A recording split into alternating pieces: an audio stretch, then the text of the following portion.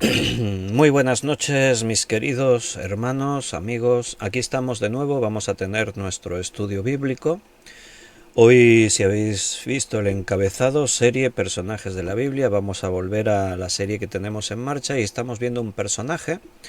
Creo que, si no recuerdo mal, hemos visto dos estudios acerca de él. Estamos hablando de Jonatán, el hijo de Saúl, amigo de David.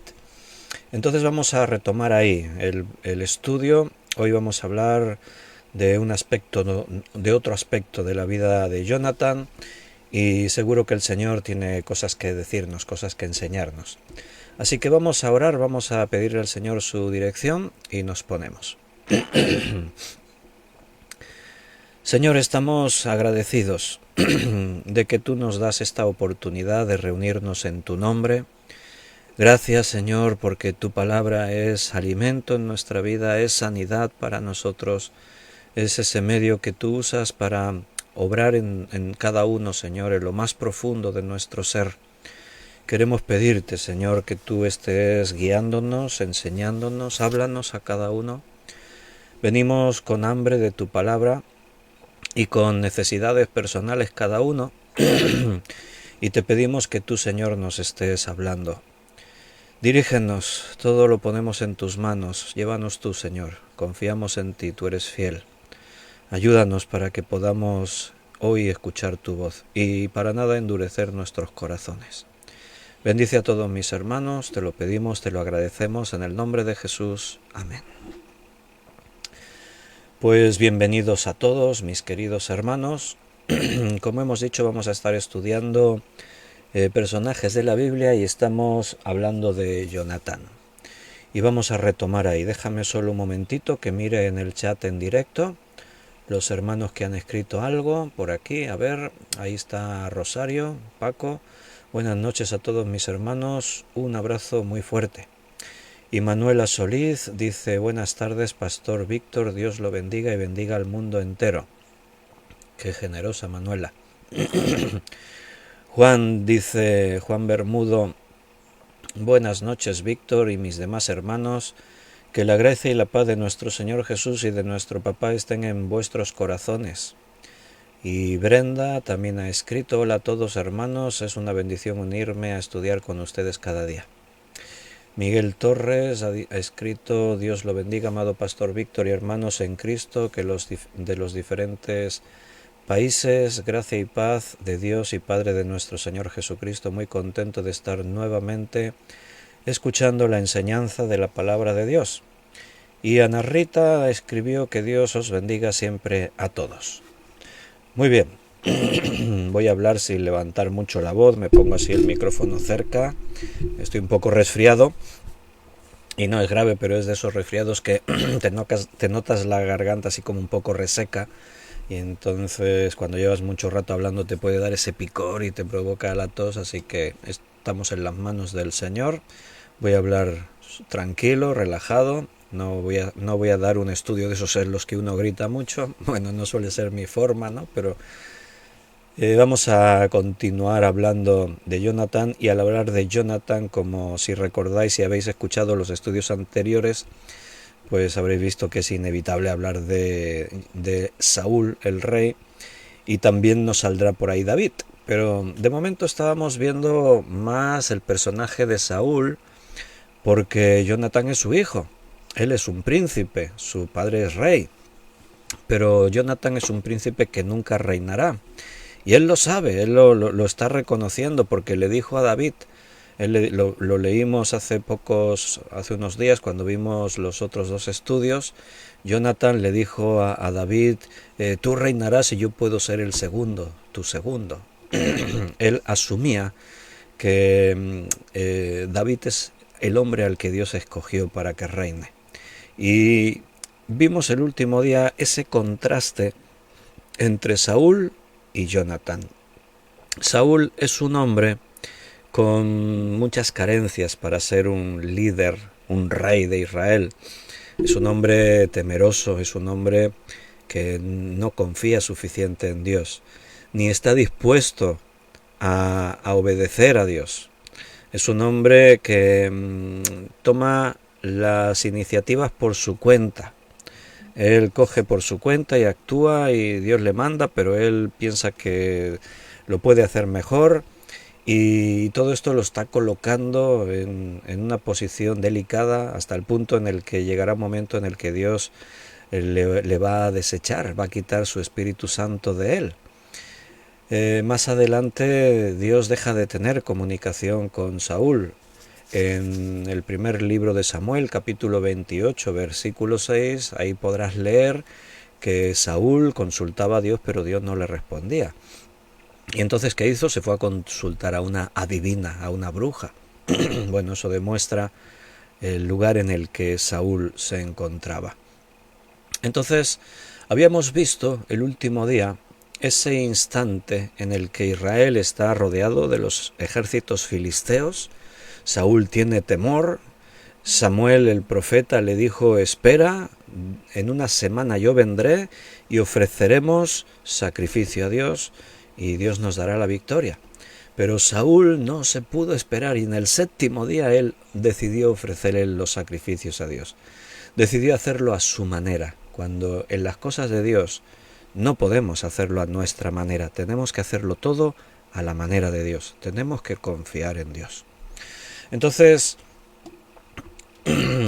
ahora por otra parte vemos a Jonathan, que coge a su escudero, su siervo de armas, y deciden ir y atacar el puesto fortificado de los filisteos. Y vimos la confianza de Jonathan. Si Dios está con nosotros, da igual que sean muchos o que sean pocos.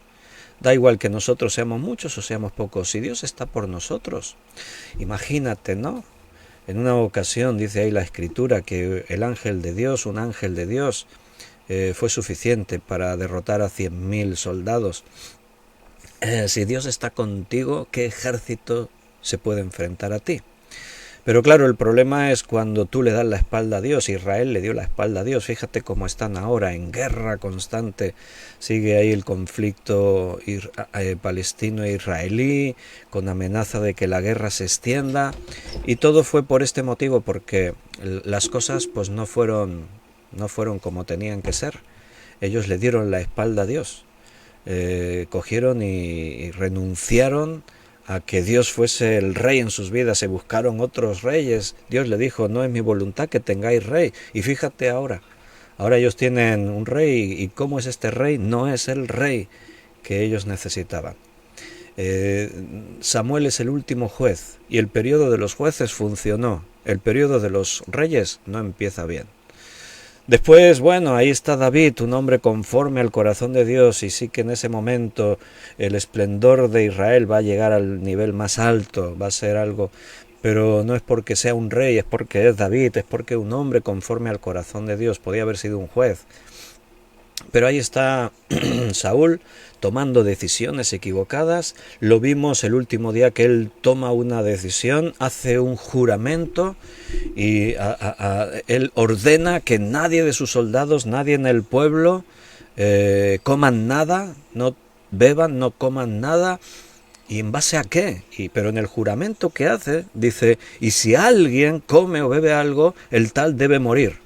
No, pero ¿cómo se le ocurre hacer ese juramento? ¿En base a qué? ¿El Señor le ha dicho que haga eso? No, lo ha decidido él. Actúa por impulsos y así no se puede. El líder, sea el pastor, sea el líder de lo que sea en la iglesia, el rey de Israel, mira, tiene que dirigir. En este caso vamos a hablar de la iglesia, ¿no? El pastor tiene que dirigir a la iglesia. Y el pastor no puede actuar por impulsos. Estos días, cuando estudiamos acerca del amor, hemos dicho que el amor no son las emociones. Si amas, puedes sentir emociones, pero el amor no son emociones. Las emociones fluctúan dentro de ti. Ahora estás arriba, ahora estás abajo, y como dice la palabra, engañoso es el corazón más que todas las cosas. No podemos confiar en nuestro estado emocional, porque puede estar influenciado por el entorno, arriba o abajo. Entonces no podemos depender de cómo soy en mi carácter dentro de mí, tengo que ser temeroso de Dios, tengo que ser sabio de Dios para poder dirigir la iglesia del Señor.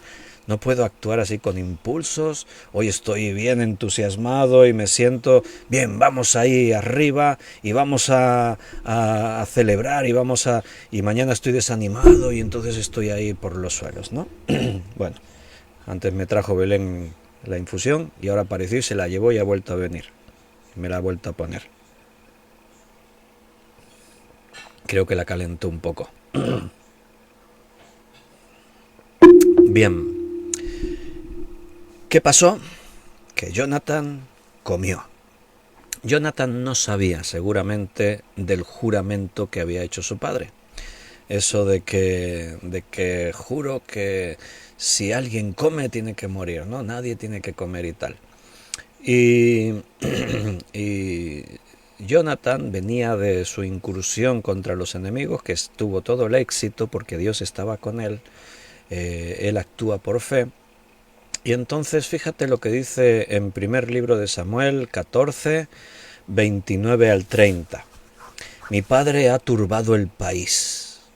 Ved ahora cómo han sido aclarados mis ojos, por haber gustado un poco de esta miel. Él llegó a un lugar en el bosque que estaba lleno de miel y comió miel y se animó porque estaba desfallecido después de no comer mucho tiempo. Tuvo que escalar aquellos acantilados para llegar a donde estaban los enemigos. Y ahora cuando pudo comer, ahora se encuentra mucho mejor. Él dice, mis ojos se han aclarado por haber gustado un poco de esta miel. ¿Cuánto más si el pueblo hubiese comido libremente hoy del botín tomado de sus enemigos? ¿No se habría hecho ahora mayor estrago entre los filisteos? Es una cuestión lógica, de sabiduría humana, de principio. Si el ejército está desfallecido, si están ahí que no han comido en mucho tiempo, que coman, déjales que coman. ¿Por qué al rey se le ocurre decir que nadie coma bajo pena de muerte, no? Bueno, el caso es que Jonatán comió. ¿Y ahora entonces qué? ¿Qué va a ocurrir? Estamos ahí, en primer libro de Samuel, capítulo 14. En el versículo 24 en adelante es cuando Saúl hizo ese voto imprudente. En Reina Valera pusieron el título así: voto imprudente de Saúl. Dice que él dijo, cualquiera que coma pan antes de caer la noche, antes que haya tomado venganza de mis enemigos, sea maldito. Y todo el pueblo no había probado pan. Estaban desfallecidos. Para empezar, fíjate, hasta que no tome venganza de mis enemigos. Mira, los enemigos están en retirada, no gracias a él, gracias a Jonathan, a Dios, obrando en Jonathan. Cuando Saúl llegó, los enemigos ya estaban derrotados. Entonces, claro, él ahora pretende, pero ¿has escuchado lo que dijo Jonathan de su padre? Mi padre ha turbado todo el país. Qué triste el pastor que turba la iglesia. En lugar de bendecirla y dirigirla, que cause confusión y turbación. Por eso os decía, hermanos, el líder cristiano, el pastor, no puede actuar basándose en emociones, por impulsos, tomando decisiones, porque sus decisiones serán equivocadas la mayor parte. Entonces en el versículo 27 dice, pero Jonatán no había oído a su padre, que su padre había juramentado al pueblo, y alargó la punta de una vara que traía en su mano y la mojó en un panal de miel y llevó su mano a la boca y fueron aclarados sus ojos. O sea, alargó la vara, te puedes imaginarte la escena y están las abejas volando, no puede meter la mano que te pican las abejas, alargó con la punta de la vara, o sea, quiere decir que tampoco es que comió mucho, pero ahí alargó con la punta de la vara, la empapó en miel y comió, mojó en un panal de miel y llevó su mano a la boca y fueron aclarados sus ojos. La miel es una muy buena comida, es un buen alimento, tiene muy buenas propiedades. La miel es un producto que fabrican las abejas y es un producto sano, nutritivo y lleno de propiedades beneficiosas para el organismo. Nosotros en casa tomamos miel. En esta infusión Belén le ha puesto miel. Así que el poquito de miel que Jonathan comió le sirvió para encontrarse mejor. Dice, fueron aclarados sus ojos. Quiere decir, se encontraba mejor. Cogió un poco más de fuerza, de energía. Entonces uno del pueblo lo vio y le dijo, ¿qué has hecho? Tu padre ha hecho jurar solemnemente al pueblo diciendo, maldito sea el hombre que tome hoy alimento. Y el pueblo desfallecía. Estaban ahí todos desfallecidos del hambre, después de los esfuerzos del ejército, de ir de aquí para allá, de todo. Y ahí es cuando Jonathan responde, mi padre ha turbado todo el país. Si el pueblo hubiese comido, estarían como yo ahora, he recuperado fuerzas, mis ojos se han aclarado. Entonces, bueno, se lanzó el pueblo sobre el botín, tomaron ovejas y vacas y becerros, los degollaron en el suelo y el pueblo los comió con sangre. Así que se fueron al otro extremo. Fíjate la imprudencia del rey. Decir, no, que nadie coma bajo pena de muerte. El pueblo cuando ya no puede más y se enteran, pues Jonathan el príncipe ha comido, pues vamos a comer. Y entonces ahora ya fuera de control. Y comieron la carne sin haber desangrado. La ley de Moisés, el Levítico, el otro día lo leímos, enseñaba Dios que se tenía que comer la carne sin su sangre. Esto era simplemente una cuestión de sanidad. Era una cuestión de prevención de enfermedades, no tenía un significado espiritual. Entonces, dice versículo 36, descendamos de noche, dijo Saúl, contra los filisteos, y los saquearemos hasta la mañana, y no dejaremos de ellos ninguno. Y ellos dijeron, haz lo que bien te pareciere. Dijo luego al sacerdote, acerquémonos aquí a Dios. Y Saúl consultó a Dios, ¿vale? ¿Descenderé tras los filisteos? ¿Los entregarás en mano de Israel? Mas Jehová no le dio respuesta aquel día. La pregunta sería, ¿por qué? ¿Por qué Dios no le respondió? Bueno, es fácil la respuesta. Saúl está haciendo como le da la gana. ¿Por qué le pregunta ahora a Dios? Si hasta ahora está actuando según a él le parece.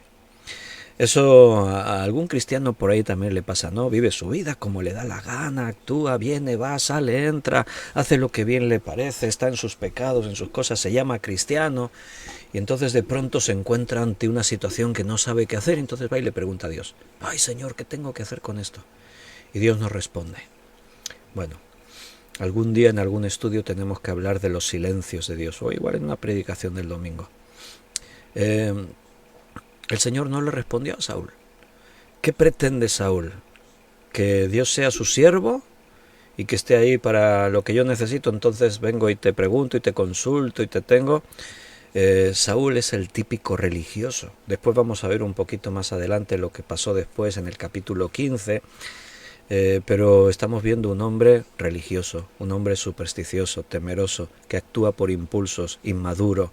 Hay un gran contraste entre él y su hijo Jonathan, que es el personaje que estamos estudiando, aunque hablamos mucho de Saúl, pero todo es para situarnos en ese contexto, para poderlo ver, Jonathan verlo a la luz de su padre, ¿no? Dios no respondió aquel día. Entonces dijo Saúl, venid acá todos los principales del pueblo y sabed y ved en qué ha consistido este pecado hoy. Porque vive Jehová que salva a Israel, que aunque fuere en Jonathan mi hijo, de seguro morirá. Y no hubo en todo el pueblo quien respondiese. O sea, él consulta a Dios, Dios no responde, y entonces el religioso, ahí tienes el testimonio de los fariseos, por ejemplo, ¿qué hace el religioso? No dice, ay Señor, ¿qué es lo que he hecho mal para que no me respondas? Señor, ¿qué pasa que mi relación contigo se enturbió? Demuéstrame en qué estoy fallándote. O sea, el verdadero creyente dirige la atención hacia sí mismo. Examíname, Señor, como estamos viendo el domingo en la predicación. Examíname, Señor, y ve si hay en mí camino de perversidad. Señor, un chequeo médico. A ver, ¿dónde estoy? ¿Cómo me encuentro? No. ¿Qué hace Saúl? No, claro, Dios no me responde por culpa de vosotros, del pueblo que habéis comido, empezando por mi hijo. Porque mi hijo comió y porque había yo hecho un voto y si alguien coma que muera y como Jonathan comió y el pueblo comió, por eso Dios no me responde. No es por eso, pero él cree que es por eso. Entonces fíjate hasta dónde llega la ineptitud de este hombre, que por el voto necio que él hizo equivocado, ahora pretende matar a su hijo Jonathan porque comió un poco de miel. Bueno, recuerda, o sea, es el típico carácter del fariseo con el que Jesús se encontraba. Esos fariseos, puros hipócritas, vivían una religión, todo era falso en sus vidas y tenían apariencia. No, yo soy un siervo de Dios, yo sirvo a Dios, yo ando en los caminos de Dios, y estaban ahí, y qué va, fallaban en todo, en lo esencial, en el amor al prójimo y en el amor a Dios, por ejemplo, ¿no? Pero de pronto, cuando veían a alguien que se torcía un poco, cuando veían a alguien que hacía algo, no, este está violando la ley de Moisés, está transgrediendo nuestra Torá, tiene que pagar por ello y tiene que... Y eso es lo que les llevó a desear la muerte de Jesús. No entendían a Jesús, no comprendían el amor de Jesús, no tenían la capacidad de ver y entender las cosas de Dios, estaban ciegos y eran guías de ciegos. Entonces Saúl está ahí, en el mismo punto. Entonces dijo Saúl, vamos a leer ahí, hemos leído el versículo 39, el pueblo no dijo nada, estaban todos ahí callados como diciendo, ¿qué? Está loco Saúl, ¿qué está diciendo? ¿Qué está haciendo? Dijo luego a todo Israel, vosotros estaréis a un lado, y yo y Jonathan, mi hijo, estaremos al otro lado. Y el pueblo respondió a Saúl, haz lo que bien te pareciere, o sea, ahí no... ¿Qué te vamos a decir, no? El pueblo está ahí... es como en la iglesia, ¿no? Que el pastor está ahí bien así, bien con una actitud así bien confundido y actúa por impulsos y toma, y de pronto el pastor pone ahí a la iglesia y quiere que... Y la iglesia, no, pues haz lo que tú quieras, están todos confundidos, todos perdidos. Si no hay liderazgo, si no hay dirección de Dios... Y el pueblo dijo, no, pues haz lo que bien te pareciere. Entonces dijo Saúl a Jehová, Dios de Israel. Él insiste, ¿no? No, que sea Dios quien muestre. Él insiste. Da suerte perfecta. O sea, ¿qué quiere decir eso? Da suerte perfecta. Bueno, pues en el pueblo de Israel ellos adquirieron una costumbre de a veces echar suertes. Cuando tenían que decidir sobre algo, pues echaban suertes.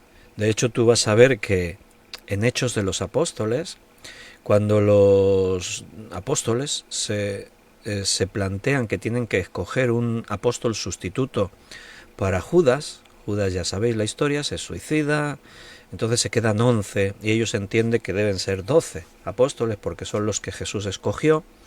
Entonces ellos deciden escoger y tienen 2 candidatos. Y entonces dice allí en Hechos que echaron suertes para ver sobre cuál de los 2 caía la suerte, y cayó sobre Matías. Y entonces dijeron, Matías lo nombramos apóstol. Bien,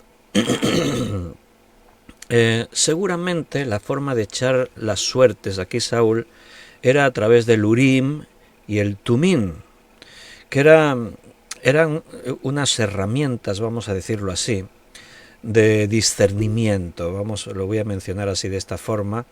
Se describe en algunas ocasiones, en Éxodo capítulo 28, en Números 27, se menciona ahí en algunos lugares, también en Esdras, capítulo 2, versículo 63, dice allí, y el gobernador les dijo que no comiesen de las cosas más santas hasta que hubiese sacerdote para consultar con Urim y Tumim. Entonces, ese uso podía estar implícito en algunos pasajes donde Israel buscó el consejo de Dios y no se menciona directamente el Urim y el Tumim, pero es posible que estuviese ahí, lo hiciesen, ¿no? También de esa manera. ¿Qué significa eso? Urim y Tumim significan, literalmente del hebreo significaría luces y perfecciones. No estamos seguros de qué eran ni de cómo eran usados, porque la Biblia no nos lo explica. hace referencia a que usaban el Urim y el Tumim para decidir a suertes sobre una cuestión, confiando en que Dios estaba dirigiendo.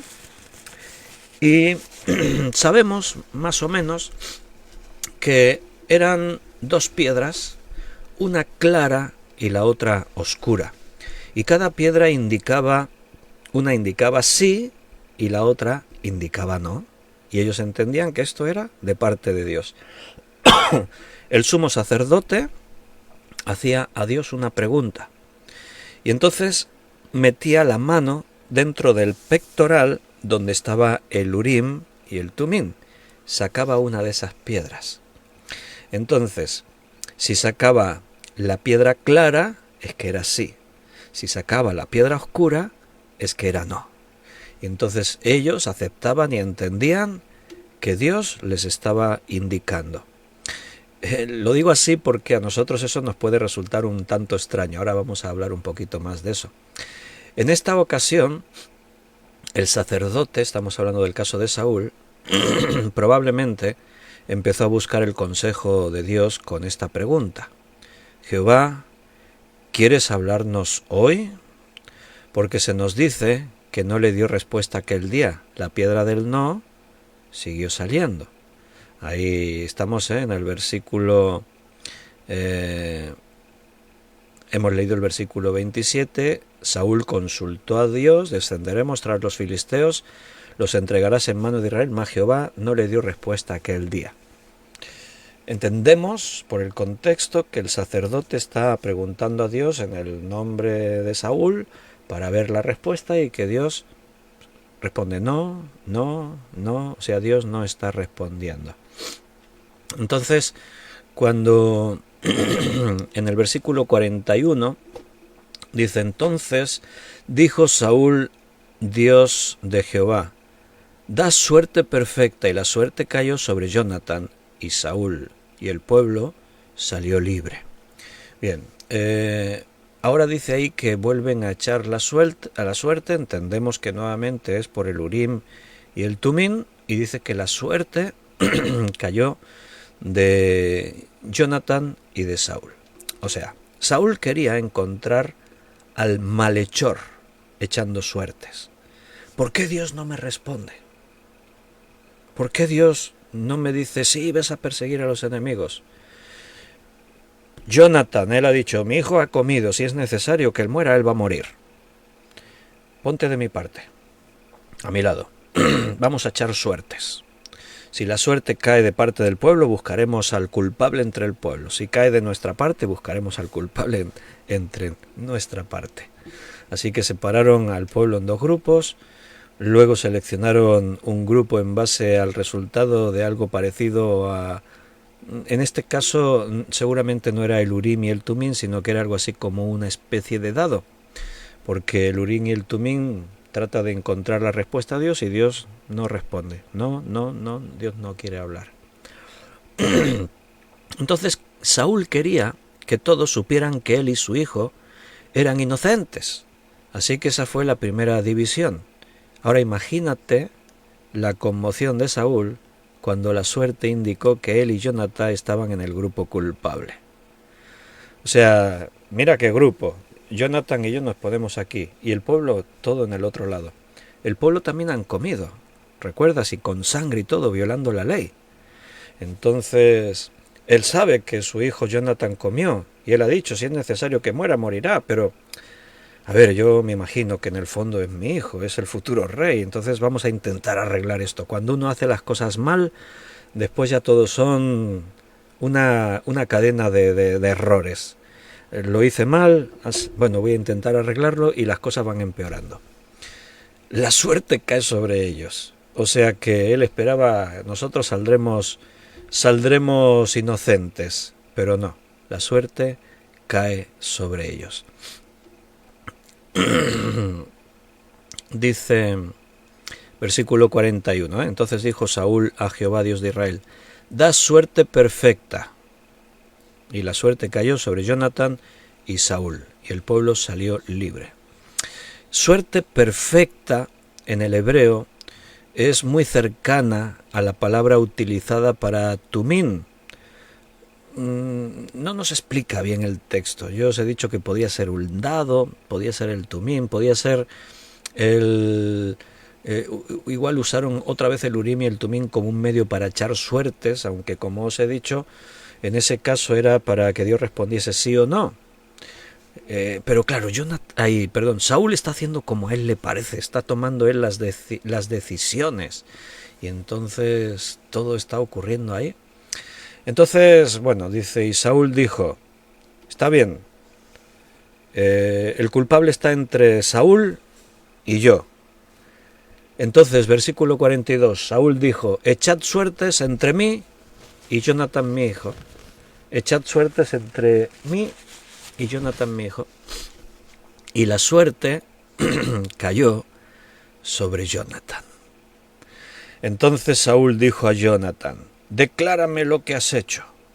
Y Jonatán se lo declaró y dijo, ciertamente gusté un poco de miel con la punta de la vara que traía en mi mano. ¿Y he de morir por eso? Bueno, vaya. ¿Qué es lo que has hecho? He comido miel. ¿Tengo que morir por eso? Aquí no está la dirección de Dios. Recuerda, aquí Dios no está. Dios guarda silencio. Dios no entra en estos juegos. El Urim y el Tumín, hablamos un poco de eso. Dios se respondía a los sacerdotes, no en este momento. En este momento Saúl está actuando como a él le parece. Y ya hemos visto que Dios no le respondía. Entonces sí que a partir de ahí todo esto es una cuestión de suertes. Tirar el dado. Una moneda al aire, cara o cruz, el Urim y el Tumín, suertes, pero ahí no está Dios. Pero en los otros casos, por ejemplo, que hemos leído antes, cuando el sumo sacerdote preguntaba a Dios y con el Urim y el Tumín buscaban una respuesta, pregunto, ¿crees que Dios le respondía así?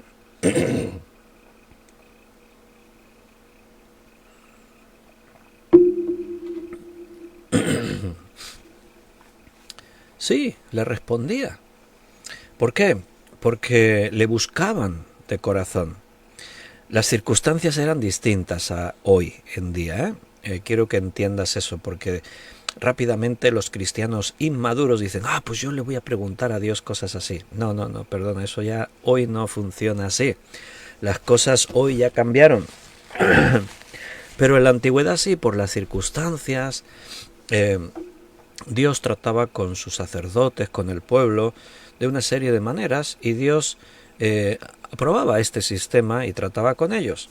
Cuando leemos en Hechos de los Apóstoles que escogieron echando suertes al sustituto de Judas, nos quedamos así diciendo, ¿eso es lícito? ¿Dios permite echar suertes?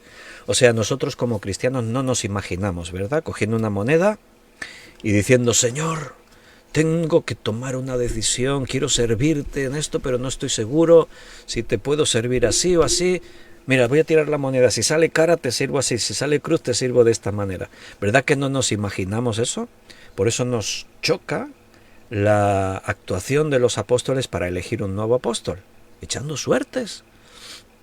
Bueno, si ellos están usando el Urim y el Tumín, vienen de su contexto judío en el que ellos sabían que Dios revela a través de ese sistema. Pero te vas a dar cuenta que a partir de ahí nunca más en toda la historia del libro de Hechos, que es la historia de la iglesia primitiva, nunca más usan ese sistema. Vas a ver cambios entre los creyentes de los 2 primeros capítulos y después, o los 3, 4 primeros capítulos. Vas a fijarte que, por ejemplo, al principio los creyentes se iban al templo para orar y allí predicaban. Pero al poco ya no fueron más al templo, entendieron que ese ya no era el lugar. Entonces algunas costumbres, que claro es lógico, durante todas sus vidas habían practicado, seguían practicándolas.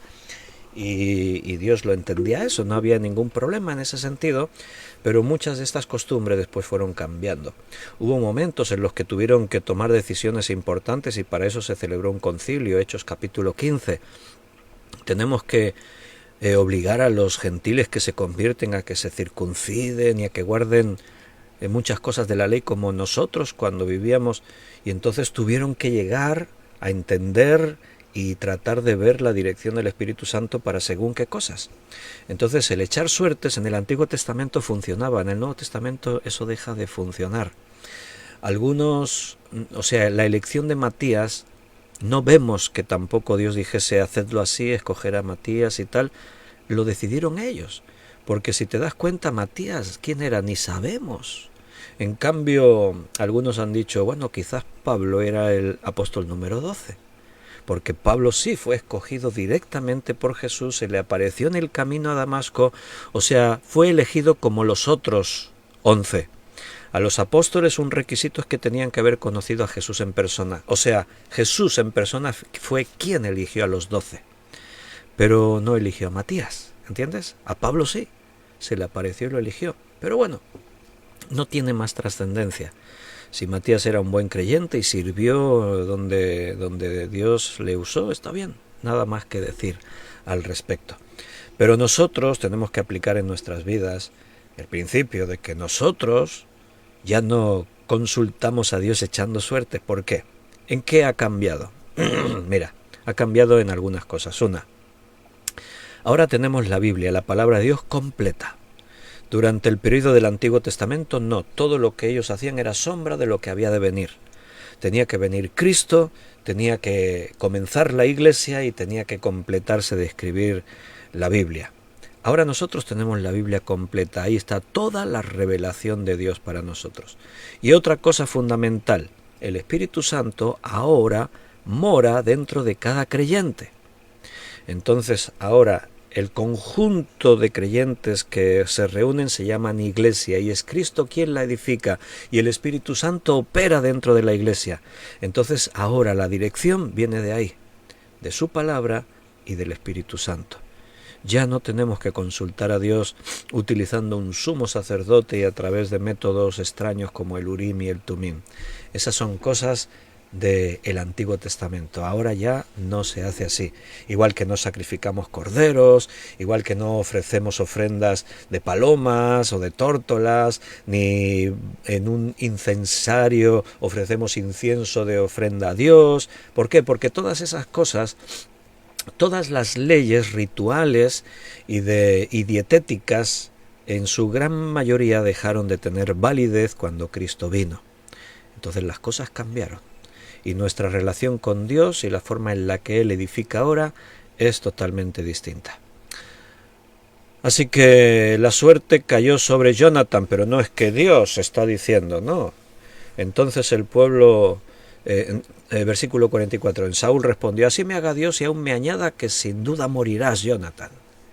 ¿En qué piensa este hombre? Se le ocurre hacer un voto que nadie le dijo, lo hace él. Ni siquiera Jonathan sabía que había hecho ese voto, así que no era culpable de transgredir porque no era ignorante. Si tú haces un voto así de grave, preocúpate de que se enteren todos, ¿no? Para empezar, en fin, la forma de actuar de un hombre necio. Un hombre así no puede ser rey, no puede ser pastor en una iglesia. Entonces, y para continuar, nadie te dijo que hicieses eso. Dios no te está guiando, le estás preguntando a Dios y Dios guarda silencio. ¿No te das cuenta de que hay algo que estás haciendo mal? Pero Él no busca, Dios no me habla porque yo soy el culpable. No. Bien, ha habido un pequeño corte. Cuando yo veo que hay un corte me callo, o sea, no os perdéis nada. Y después cuando veo que se restableció la conexión ya sigo hablando. Entonces, Saúl estuvo dispuesto a matar a su propio hijo en vez de humildemente admitir que en realidad se había equivocado. Eso solo lo hace un hombre necio. Saúl había comenzado como un hombre humilde. Lo puedes recordar en primer libro de Samuel, capítulo 10. Pero alguna vez su impresionante humildad fue superada por su orgullo. La Biblia dice que el que esté firme, mire que no caiga. No importa cómo comenzamos, lo que importa es cómo terminamos. Tú puedes mirar atrás en tu vida y recordar éxitos en Dios, milagros y cosas, pero no vas a vivir de eso. Vives del día, del momento, del instante. Tus decisiones hoy es lo que está determinando tu futuro. Tu relación con Dios hoy es lo que lo decide todo. Entonces, pues ahí está, Jonathan dispuesto a matar a su hijo, y tuvo que ser el pueblo el que intercediese por él. Entonces, versículo 45, entonces el pueblo dijo a Saúl: ¿ha de morir Jonathan, el que ha hecho esta grande salvación en Israel? No será así. Vive Jehová, que no ha de caer un cabello de su cabeza en tierra, pues que ha actuado hoy con Dios. Así el pueblo libró de morir a Jonathan. Vaya. Este Saúl no se da cuenta que una y otra y otra y otra vez está quedando mal él. Está quedando en evidencia. Pretende ser el líder, el rey, y no lo es. El pueblo, él le dice cosas al pueblo, el pueblo se callan. No sé, mira, que haga lo que quiera. Pero el pueblo están viendo la realidad. Y ellos que han visto que Jonathan fue al campamento de los enemigos, él y su escudero, los dos solos, y provocaron un caos en el campamento que fue la obra de Dios que les dio la victoria. Y cuando ya la victoria estaba ya realizada, entonces Saúl dice: venga, vamos todos, y van ahí con el ejército. Y llega ahí Saúl y se atribuye la victoria. Vamos a perseguir a nuestros enemigos y los vamos a aniquilar a todos y tal. Y ahora él pretende matar a Jonathan. Y el pueblo, que no es tonto, han visto lo que ha pasado, ahí sí que no se callan. Antes se callaron ya porque que haga lo que quiera. Pero aquí no. ¿Por qué? Porque... ¿qué? ¿Vas a matar a Jonathan? ¿El que ha hecho posible esta grande salvación de parte de Jehová? ¿Te atreves a decir que vas a matar al hombre que ha usado a Dios para darnos hoy la victoria? Ahí el pueblo sí que no... Mira, no nos importa que seas el rey. Ahí lo dicen. No va a caer ni un solo cabello de la cabeza de Jonathan. Bueno, sin duda Dios está obrando, porque no era la voluntad de Dios que Jonathan muriese ese día. Todo esto ocurrió durante esa primera escaramuza importante de Saúl con los filisteos. A partir de aquí, la guerra y las cosas van a ir empeorando con los filisteos. Pero aquí, esta historia está aquí en la Biblia para que de pronto veamos las grandes diferencias que había entre Saúl y Jonathan. Eran polos opuestos en su forma de ser. El rey temeroso, indeciso, reaccionario, desobediente, insensato, orgulloso, con mano dura, etcétera, etcétera, etcétera. Y Jonathan, todo lo contrario. Jonathan tomaba las iniciativas bajo el temor de Dios. Demostraba valentía, valor. Actuaba con humildad.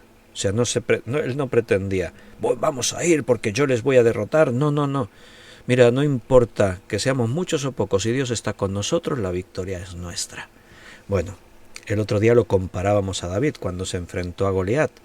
Mira, no importa quién seas, lo grande y cómo vengas, Dios está conmigo. Yo vengo a ti en el nombre de Jehová de los ejércitos.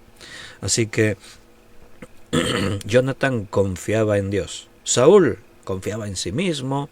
Él era más sabio. Jonathan, no Saúl, Jonathan fue quien puso en marcha la victoria de Israel. Mientras que Saúl continuaba con su reino, su debilidad cada vez se hacía más obvia a los ojos de todos. El contraste entre el padre y el hijo no hacía más que pronunciarse y mostrar aún más la debilidad de Saúl. Ese contraste se fue haciendo cada vez más evidente, más sólido, y se aclaró cuando un joven pastor llamado David entra en escena. Ahora, cuando David entra en escena, pues ya el caso Saúl ya se destapa totalmente y ya queda muy en evidente cómo era el carácter de Saúl. Hermano, una reflexión antes de que nos despidamos. ¿Cómo te gustaría ser? ¿Como Saúl o como Jonathan? ¿Cómo eres? Es la segunda pregunta. Sé sincero contigo mismo. No espero que digas: yo soy como Saúl. No, pero a veces que no nos encontremos actuando como Saúl. Seamos prudentes. No engañamos a nadie. Si yo no soy el hombre de Dios que Dios quiere que yo sea, aunque yo trate de aparentarlo, y yo ahí el pastor, vengo a la iglesia y y soy, como hemos dicho, como era Saúl, ¿no? Un hombre temeroso, indeciso, impulsivo, desobediente, insensato, orgulloso, etcétera. Yo soy así, pero ante mi iglesia pretendo ser, ¿no? Aquí soy el líder, soy el pastor, yo mando. No, pero no engaño a nadie. El pueblo se da cuenta, la gente se da cuenta. Entonces, ¿cómo puedo llegar a ser como Jonatán? Humilde, un hombre de fe, sencillo, pero a la vez valiente. Bueno, tenemos que estar en las manos de Dios, tenemos que dejar que Dios nos use y podremos alcanzar, tener ese carácter, ya no como Jonatán, sino como Jesús. Ese es nuestro objetivo, ser como Jesús, cada uno de nosotros. Bueno, se me ha hecho la hora, pensaba avanzar un poquito más en la historia, pero bueno, ya el próximo día vamos a meter a David en escena, vamos a hablar ya de la relación entre Jonatán y David, que es uno de los mejores ejemplos en la Biblia de amistad, una amistad basada en un amor sincero, profundo, es una amistad virtuosa y llena de lealtad. Así que nos va a venir muy bien el próximo estudio de esta serie y ver a Jonatán y David en una relación que todos pretenderíamos alcanzar, tener amistades así como ellos dos tenían, vivir el amor, ese que estamos estudiando como ayer martes, ese amor entre hermanos, próximo día. Hoy ya se nos ha hecho la hora, nos despedimos. Estamos a las 10:03, así que por hoy nos despedimos y si Dios nos lo permite, mañana jueves 9 de la noche continuaremos estudiando la palabra del Señor. Queridos hermanos, que Dios os bendiga. Mira, Brenda dice por ahí 15 minutos más con signos de exclamación. Brenda, realmente me bendices. Ver que hay hermanos ahí con hambre de la palabra, a mí me bendice un montón, porque es una de mis oraciones más frecuentes. Señor, levanta hombres y mujeres que tengan hambre por tu palabra. Es la oración de Jesús. Rogad al Padre de la mies que envíe obreros a su mies, porque la mies es mucha y los obreros pocos. Y todo empieza por ahí, por hambre de la palabra de Dios. Mañana seguimos. Si alguno se quedó con mucha hambre, tenéis por aquí en el Facebook muchos estudios grabados, que Dios te guíe alguno interesante, y si no, lee la Biblia. Pero adelante, Brenda, con ese entusiasmo. Que Dios os bendiga. Hasta mañana, si Dios quiere. Ahí nos vemos.